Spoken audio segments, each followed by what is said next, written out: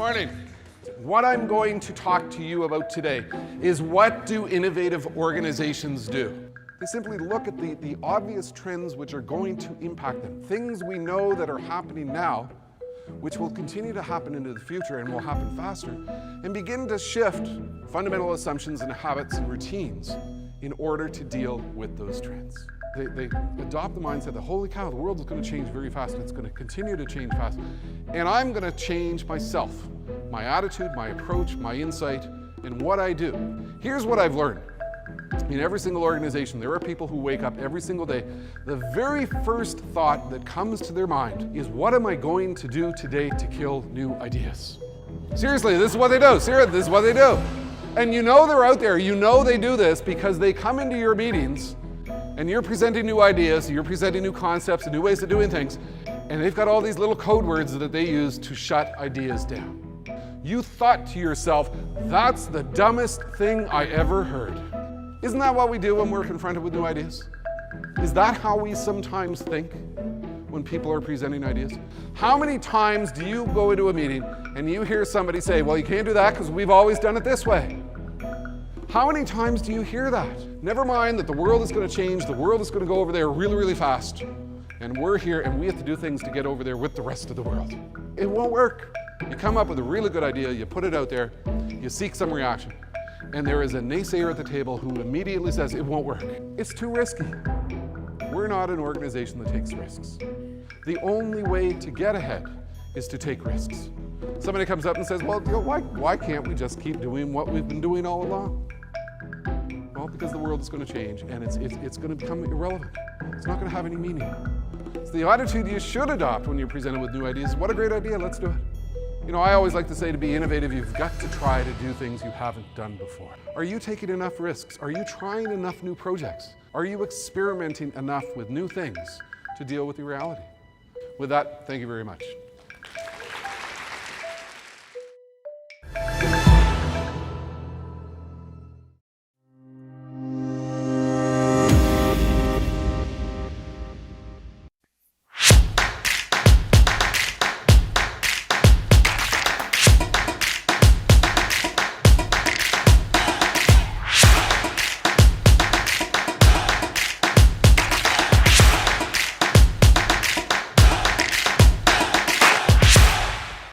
Hey, Futurist Jim Carroll from the virtual broadcast studio. Do that again, virtual broadcast studio. It's always fun going live. If you've been following me, you know my big theme for 2021 is the concept of reinvention. And I've been interviewing a number of people about what they've done to align to our new reality. I've interviewed a pastor about religion in this new area. I interviewed a rock star, I interviewed a fireman, I interviewed an event professional, interviewed a sport fitness professional. Today, I'm interviewing a successful ex-felon about his pathway to reinvention. And what is happening here is I'm realizing there are some very powerful stories and guidance and insight and inspiration that we can get as we try to align to this very complex new future that is still unfolding with COVID-19. And what is actually happening here is I'm realizing these interviews I'm doing is leading to becoming the source material for my next book, Now What? The Role of Reinvention and Optimism in Our Post-COVID World. The thing is, we are living through some extremely complex times. And one of the most difficult circumstances that everybody is dealing with is the impact of the stress, the anxiety, the worry, the concern that comes with this very complex global economy. And I want to put this in perspective today when I talk to our guests, but I also want to talk about the whole issue of what do we do to elevate people in terms of how they deal with complex circumstances. And so I'll tell you a little bit of a story about a situation I found myself in, which was very unique. It's 2010. I'm brought down to Houston for the U.S. Air Force, Navy, and Army Child Youth Program Conference. And this was actually a conference that was put together by Michelle Obama, and her concern was that we had children on military bases dealing with very complex circumstances as a result of the ongoing wars, and they're dealing with social media, they're living in this new hyper-connected world, and that the folks who are providing them some social guidance, some counseling guidance, some motivation to deal with complexities in the world they need some good insight on what they could do to deal with the fact that the world of counseling, motivation, inspiration has become far more complex. That was one of the most innovative programs that I found myself on, and that's where we certainly find ourselves with the era of COVID-19. Look, there is no denying the fact that stress levels are increasing. You can take any number of surveys. Issues of mental health are accelerating. They are exploding. Everywhere you look, every demographic, more students are seeking mental health support as a result of what is going on. Adults are increasingly worried that stress and anxiety is going to have a negative impact on their mental health.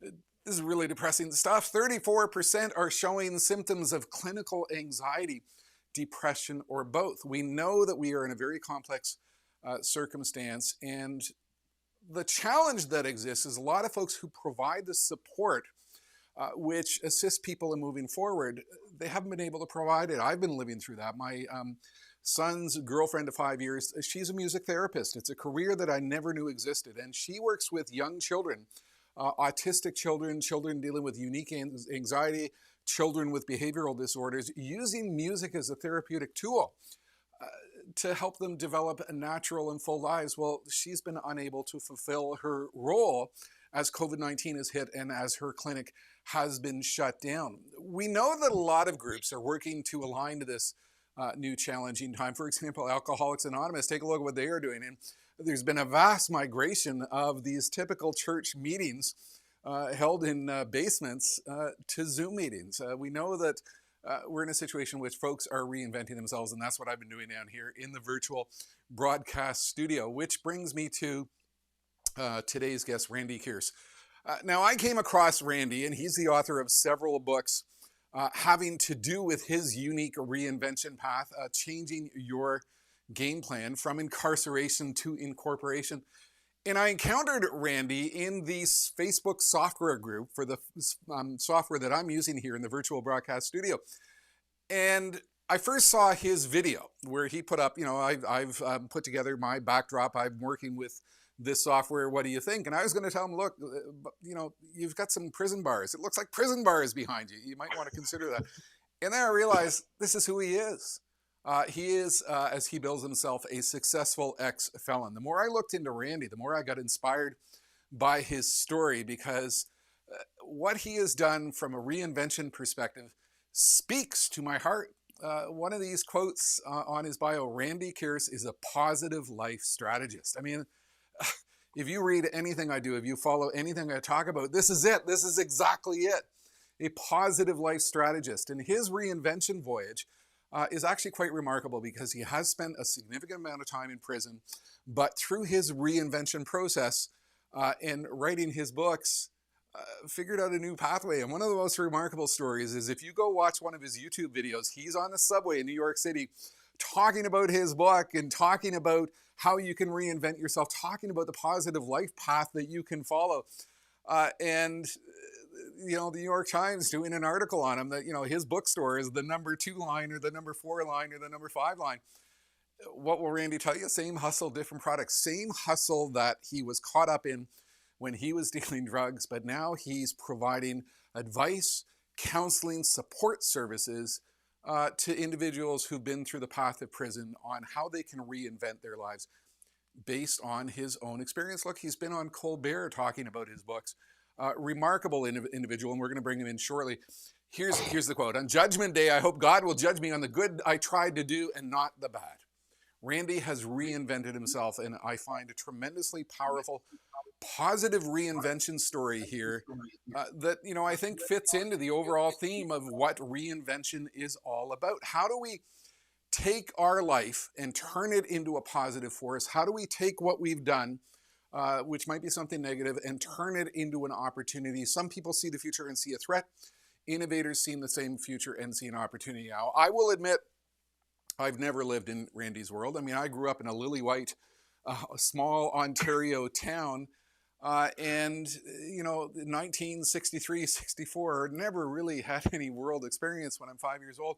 But I do remember plain as day, in 1968, my class project was on Martin Luther King, and I remember the day he was assassinated, and I remember it had a searing impact on my psyche. I remember riding my bike to school with my friends, and I was extremely upset that such a thing could happen. And, why has this happened? And they were like, dude, like, what are you going on about? I began to read vividly to try to understand the world, because I was always trying to understand the world from so many different perspectives. And one of the books I read shortly after that was Man-Child in the Promised Land. And it was the story of a kid growing up in Harlem, dealing drugs, getting caught up in the prison system, and what he did to reinvent himself and become a positive force for good. I devoured the autobiography of Malcolm X to try to understand. And this perspective has stayed with me to this day. The whole experience going on in the country south of my country, Canada, as it continues this complex,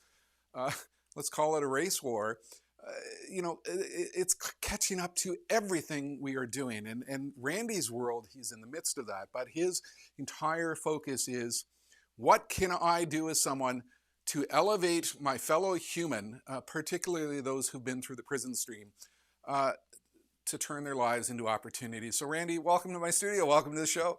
Hey, thank you, Jim. Man, the cable truck had just pulled up in the driveway next door, and I'm freaking out and thinking, this might go wrong, but we're here. You're successfully in. Welcome. How are you? Thank you very much, man. I'm good, and I appreciate you, and I'm honored to be on your show, and I'm looking for a really great conversation here. Yeah, I find your story absolutely fascinating, and we're going to dive right into it. What I'm going to do is I'm going to go back to the desktop here, so I can bring you in and really have a conversation around the theme of reinvention. And I don't know where to start. I mean, you've got a remarkable story. You're hustling books on the New York subway. You're you've got a very complex story in terms of your youth and what drew you in. And we want to get into how have you, managed to get to where you are today, and what advice you can offer to other people. Let's start at the beginning. You grew up in New York City, and comfortable family, and then things went really wrong. What happened? I mean, when I was growing up, I come from a very good background, good family structure, was getting great morals and values at home, but it was the influence of the street life, the influence of the attention and the excitement of being with the girls, and just the whole excitement of just being young and in the street and being free and rebellious and everything like that. And unfortunately, what I was learning in the house, I wasn't practicing outside the house. I was two different people. I was one way in the house around my parents and siblings and everything like that. But when I got in the street, I was a whole different individual, because outside was more exciting than inside. So unfortunately, that's what happens in my community. We get caught up in these the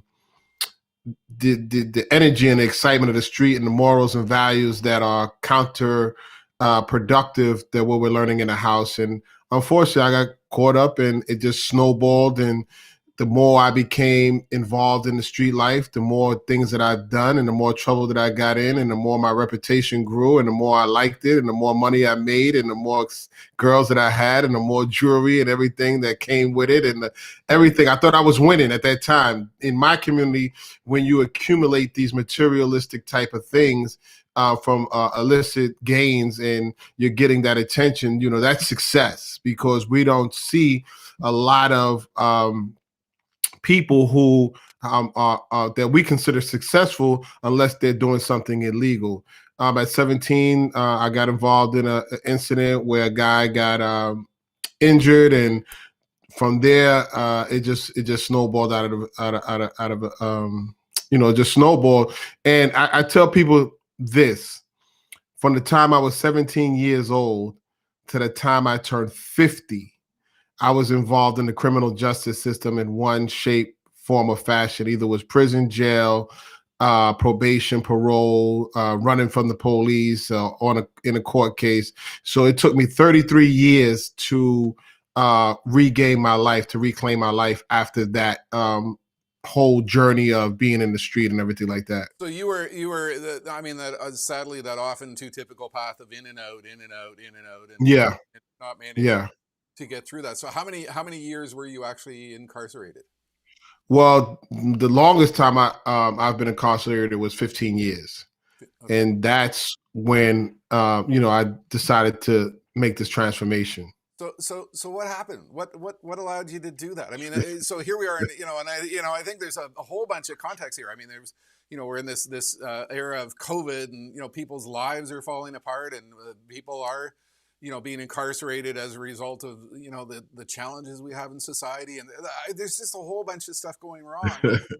You had a Well, stuff go wrong, and you were on the wrong track. What happened? How were you able to suddenly turn things around, if it was sudden? well, I mean, it wasn't sudden. It was a slow walk to that path of change.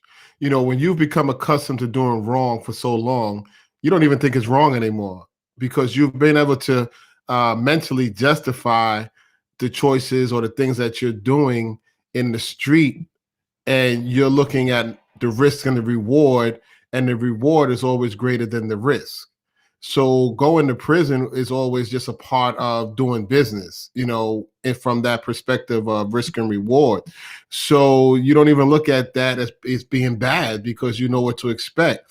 I had your values were skewed. You write about that exactly in your book. My values were not the values I was. I had to strip away. I had to get down to the raw essence of all of these values and see how much sense they really made, because they couldn't make that much sense. They sent me to prison for 15 years. So, I mean, and you're missing out on life and your family and freedom and all of those things. So, I mean, you do a lot of reflection, you do a lot of soul searching while you're in that situation and going through that experience. So maybe for the first 4 or 5 years, you're just going through the motions of trying to get through time. That's what you're trying to do. You're just trying to get through each day in one piece. When I mean one piece, I mean mentally and emotionally and things of that nature.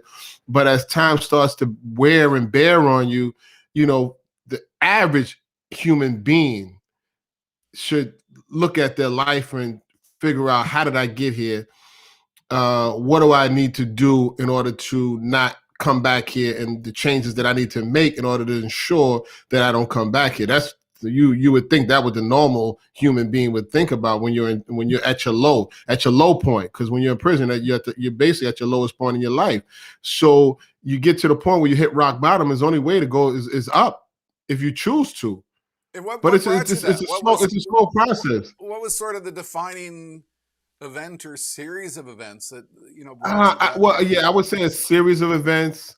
When I went to prison, I was 26, going on 27, and my children were young. They were very young. I have five children on the street. They were very young, and I'm watching them grow up in prison, from pictures and phone calls. And my mom, she's getting older, and I was very close to my mom, and I felt that I was a disappointment to her because she didn't raise me like that. And just seeing life just pass me by almost, and all of my friends that weren't involved in the type of life that I was involved with, they were getting careers and homes and vacations and all of that. And I'm saying, like, man, this is, I thought I was the cool one when I was in the street, but now prison is not that cool. So, it was just a matter of wanting to show people that this wasn't the all of me, that there was much more left to me that I needed to show the world. Something cut you deeply. One of the quotes I dug out, while I was looking further into it, the disappointment he saw on his mother's face cut him. Yeah. I mean, that, so you, and I think your mom might be watching right now. So hello from. Hey, Mom. She's my number one supporter. Yeah, she's probably watching. I guess part of reinvention is getting to that. A lot of soul searching, a lot of, personal realization that what I thought was great before, and the life I was. But one of the things, and I don't mean to cut you off. One of the things that's very important when it comes to this dynamic of reinvention. You have to be able to be honest with yourself.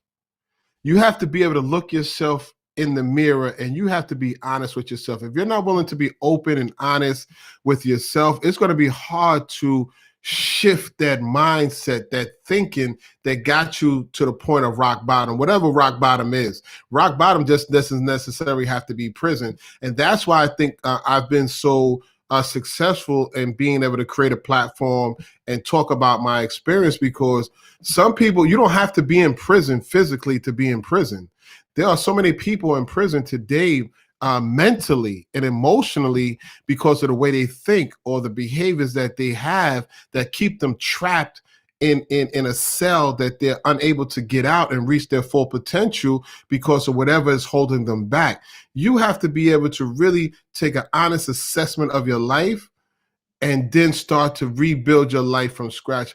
It's luck. I'm lucky. I'm blessed, really, because I had a foundation to go back to from my early years when I was growing up in my home. So I don't have the normal stereotypical dysfunctional family coming from all of these different things that you would think would push an individual to live that life. I chose to live that life. I didn't feel that I had to live that life. I chose to. So once I was incarcerated, I took responsibility for my life. I took responsibility for my choices, and I started to, like you say, read, and really get a sense of where I wanted to be in the world once during and after my incarceration, because it's not how much time a person does, it's what they do with the time that's most important, because you don't have to be in jail to be in jail. And then the next part of the story is you met a fellow in prison who was an author, writing, and that started leading you down that path. And I understand your first book was not really Street a Talk. reinvention book. It was kind of a very unique book. Tell me about that. But that was sort of your first step in discovering the creative side.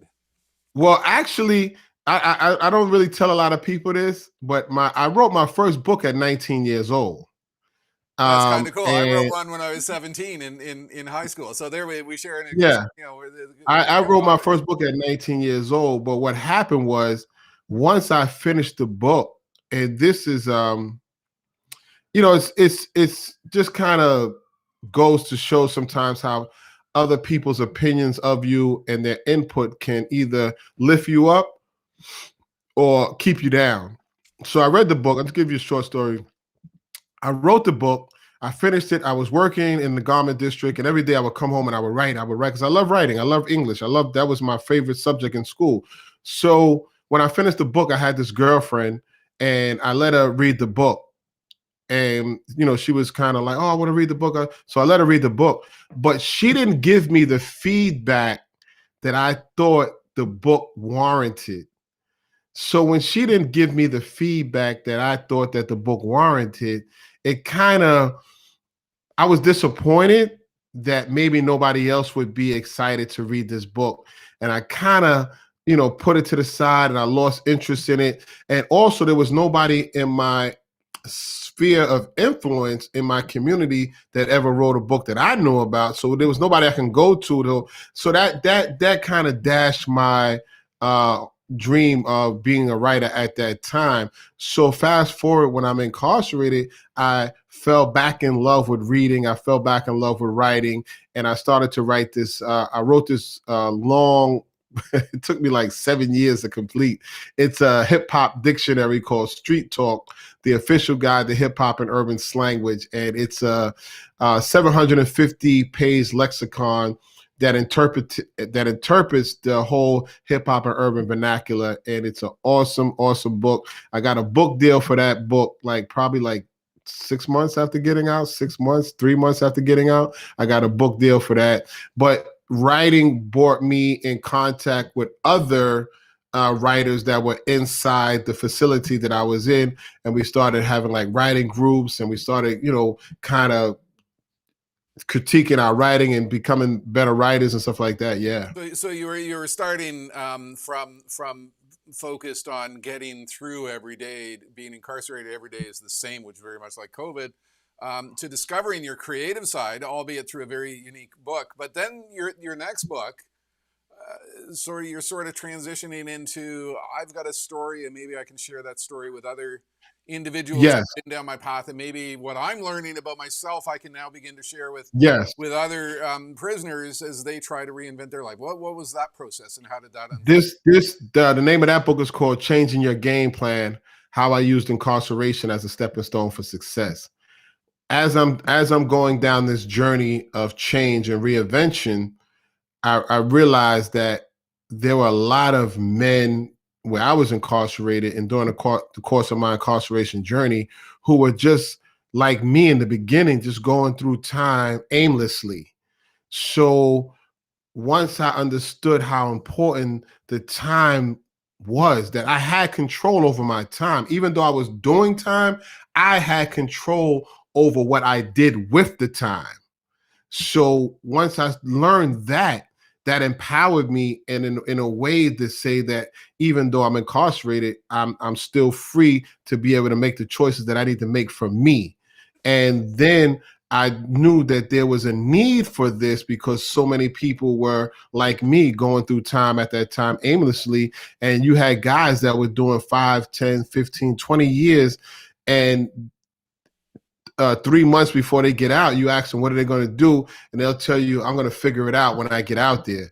I mean, that's not the way you want to get back out into the world after doing all of that time. You don't want to get out there and start trying to figure it out. You know, you had time right now. This is the time to, if there's no other time to reinvent yourself, it's that time when you're separated from all the distractions of the world. And I mean, you had a fork in the road. There's a COVID story there. I mean, I've been in situations where I've seen, Absolutely. You and I are on the speaker circuit, and we've got, astronauts are out there and they're talking about how to live in isolation and so on. But you've been in lockdown. You've been through understanding every day is the same. Every day is Groundhog Day, and I got to get through the day. And when you were in prison, your mindset shifted to, I'm going to focus on what I can do once I'm out of here. And that's a reinvention story for everybody right now in lockdown and COVID. I'm finding too many people are thinking, well, when it's all over, I'll just get back to where I was. We're not going back to where we were. We're going back to a different place. So you need to be in reinventing right now. That's what you learned before in prison. Absolutely. I did a short video. I think I got like maybe over 1,000, 2,000 views and likes in the beginning of the COVID, and where everybody talking about, lockdown is like prison and blah, blah. And I gave them like 10 reasons why COVID lockdown is not like prison.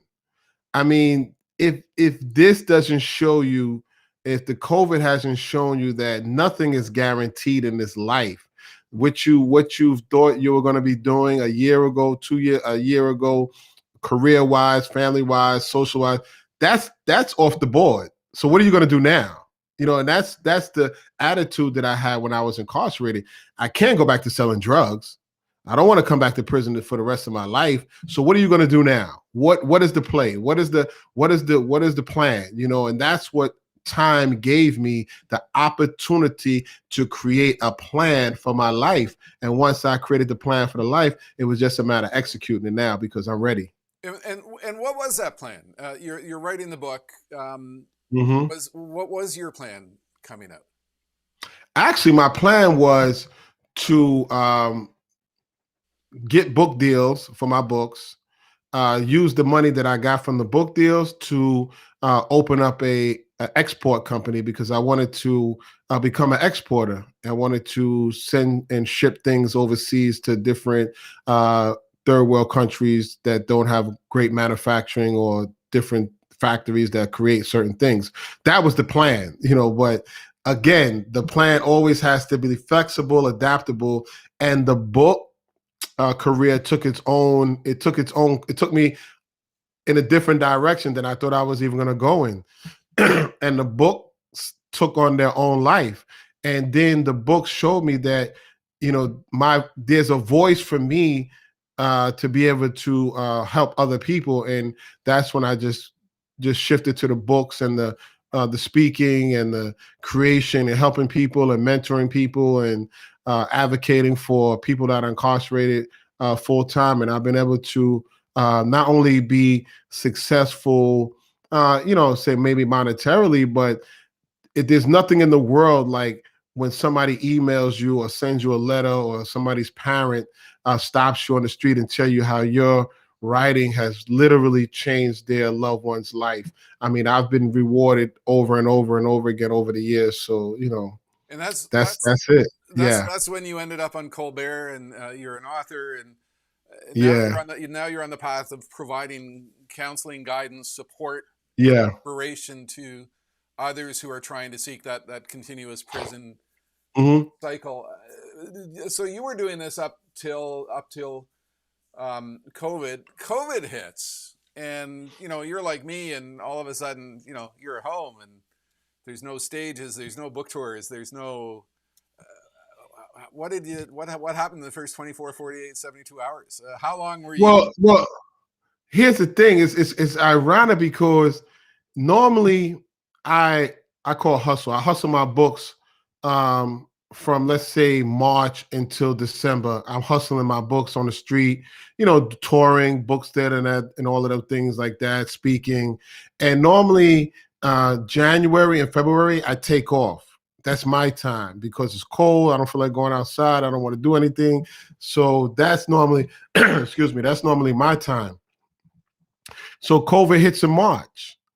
So I can't go back to what I was doing because of the COVID, of course. So like everybody else, instantaneously, I'm thinking like, well, what am I going to do? But I was already shifting to creating virtual content for tech companies who supply tablets to inmates in prison. I was already on that path. And I had created a series of videos and programs for them in 2018 and 2019. And 2020 was actually supposed to be my last year of doing what you see me doing on the train, selling books.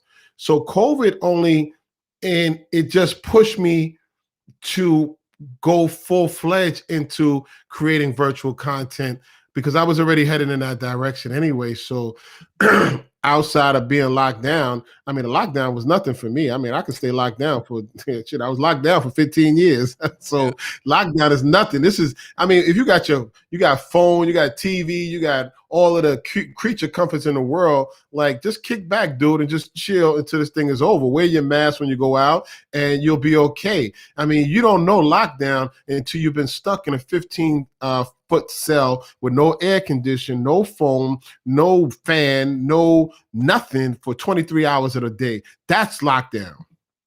So there's a bunch of angles, stories that are coming to my mind right now. One is you just mentioned again, selling the books on the train. How did you ever start doing that? Well, I mean that's a reinvention thing in and of itself. Taking a stack of books. I mean, people need to watch this video where you're on the subway with a stack of books and you're just talking to people in the subway. You must have, on occasion had some odd looks, but how did you get down that reinvention path? It's everything to me. A lot of things happen for a reason, because prior to me starting to sell books on the train, I used to travel all over the country, and I had a van, and I would have all my books in the van, the tables, the whole setup, the vending and everything like that, book signings, and I used to just travel all over the place. And then I had an accident, and my van broke down. And I didn't have a van. So I said, you know what, okay, let me go back a little bit. In New York City, when you ride the subway, you're going to see all kind of different things going on in the subway. You're going to see people dancing, singing, playing guitars. You got guys selling candy on the train. I mean, it's like, it was just a crazy world down there, but in a good way sometimes. So I said, one day I said, you know what? I'm just going to take a bag of books, 15 books, and I'm going to go on the subway and I'm going to see if I can sell some books. I can't. I'm not mobile now. I don't have my van, so I got on the train, and the first day I sold 9 books. I said, wow, that's that, and it was like in an hour, and I was like, I didn't even have a pitch. I didn't even have a spill yet. So the next day I went out, I sold 6 books. The next day I went out, I sold 12 books. So the more I did it consistently, I refined this pitch that I had. And before you know it, I was selling 20, 30 books a day on the train. And I said, whoa, I done found me a gold mine now. I've sold over 100,000 copies of that book on the train, man. So that's one of the fellows I was talking to last week, the fitness, the strength professional. He mentioned, I coined the phrase serendipitous reinvention. That aspect of it, book publishing business models were changing and bookstores were declining and Amazon's on the rise. Yeah. You suddenly reinvented and found this unique new way to get your. And the thing is too, in New York City, I've sold books to people from all over the world because we're the top tourist capital of the world. So I've sold books from every walk of life. I can show you pictures of people that you would never even expect to buy my book. But my story is,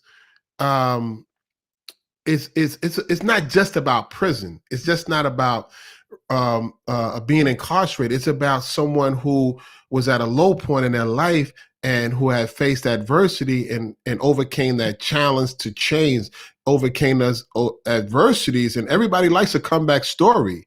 I mean, that's what I've found. Everybody likes a comeback story, no matter where you came back from. You know what I mean? So that's why my story and my book resonated to people from all walks of life. I mean, I've had people buy my book. They say, look, man, I'm not even going to read it. I just love what you're doing. I just want to support you, and I mean, honestly, man, I've had people buy 10 books at a time and just pass them out to other people who didn't even have money to buy a book because they were so inspired. And we all need to be inspired to sometimes to be able to reach our full potential. During my incarceration, I was hungry for stories of people who overcame. Because if I can read your story and you can tell me and show me how you overcame an adversity and I can relate to that, then I know that I can take something from your story and apply it to my life and to be able to overcome some of those same hurdles and adversities. So part of the reinvention process is being totally open to opening up your mind. Absolutely. Those stories from other people. Absolutely. I think we can get into this headspace that, I'm unique and my situation is unique and, nobody understands my circumstances. So it's absolutely.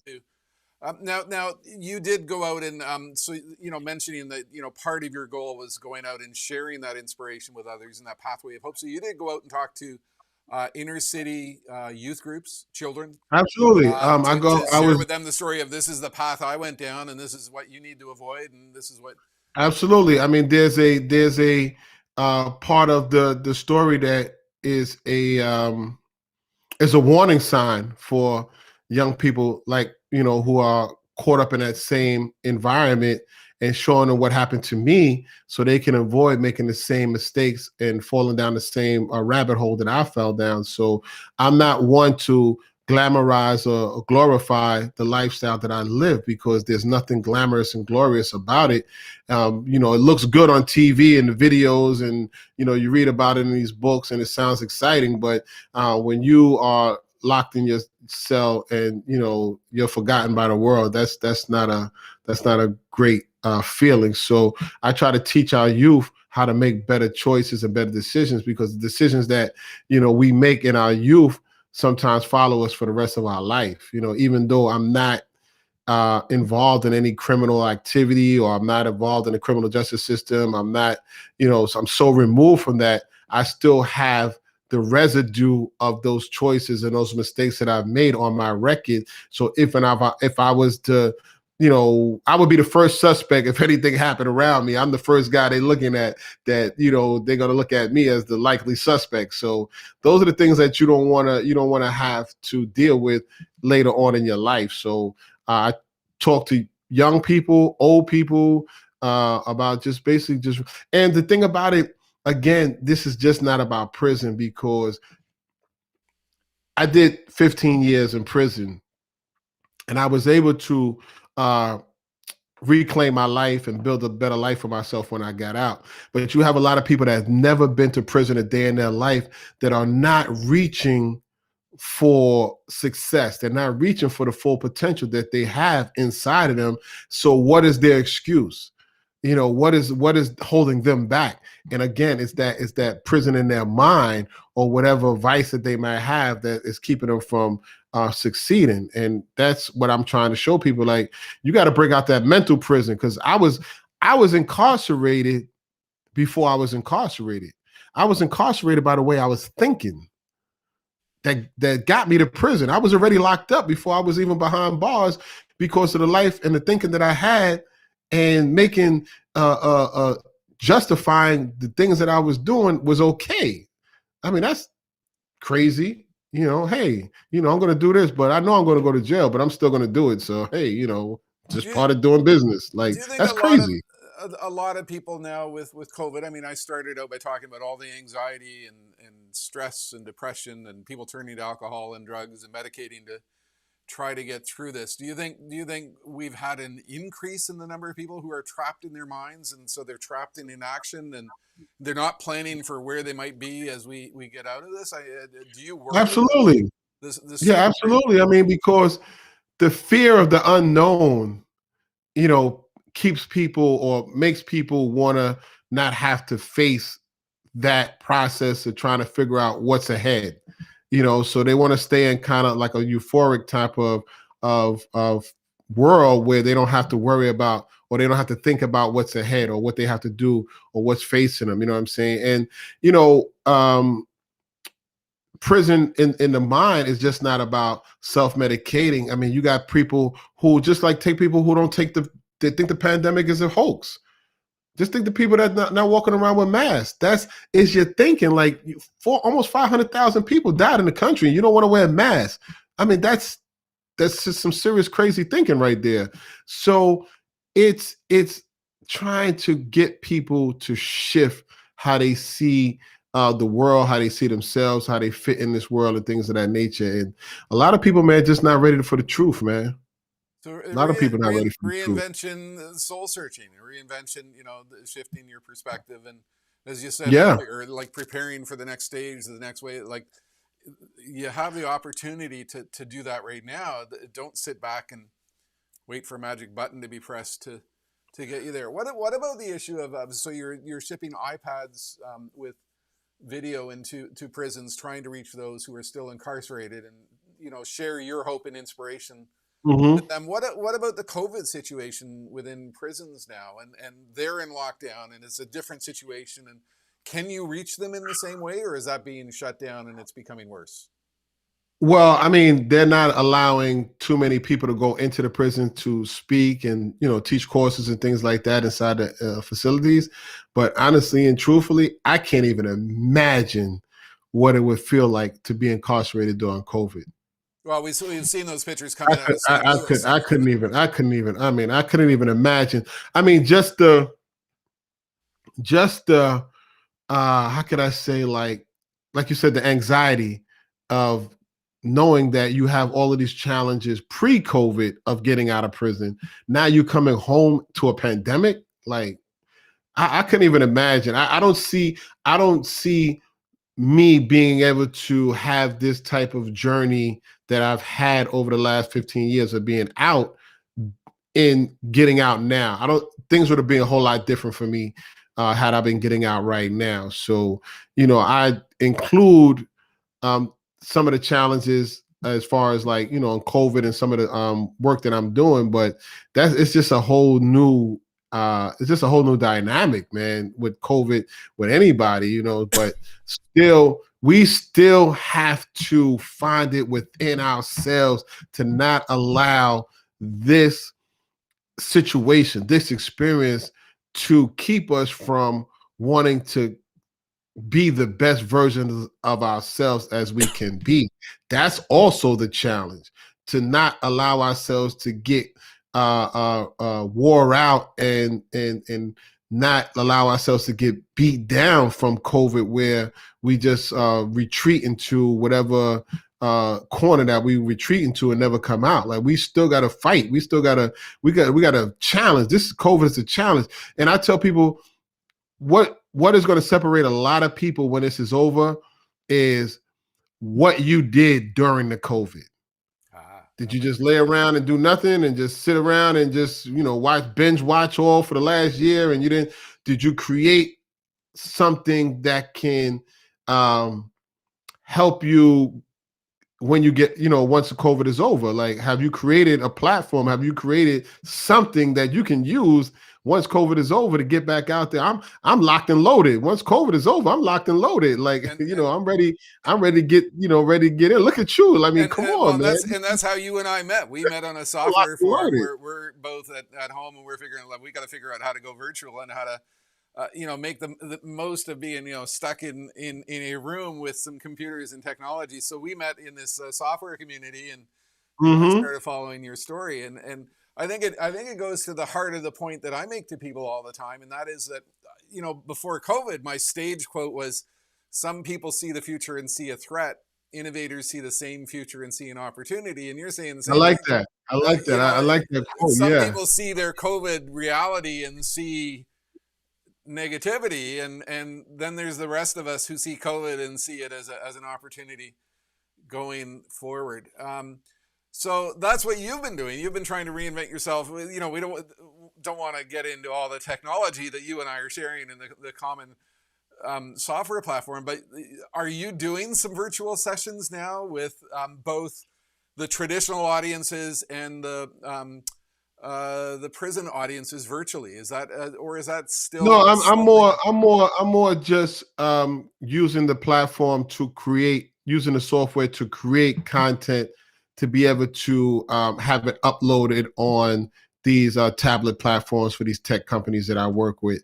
So I'm not really doing any like speaking. Every now and then I might do a podcast interview or something like that, or I'm creating my own videos and putting them out on social media or whatever. But they're like, as far as like the conference circuit and stuff like that, I haven't really focused on that so much, as far as just creating a ton of content, man, so I can have, like I said, once this thing, as we continue to go through this thing, I just got it ready, pumping out content, and so it's been good. It's been and good. I mean, and I think that's the thing about reinvention. There's not a lot of people with COVID that say it's been good.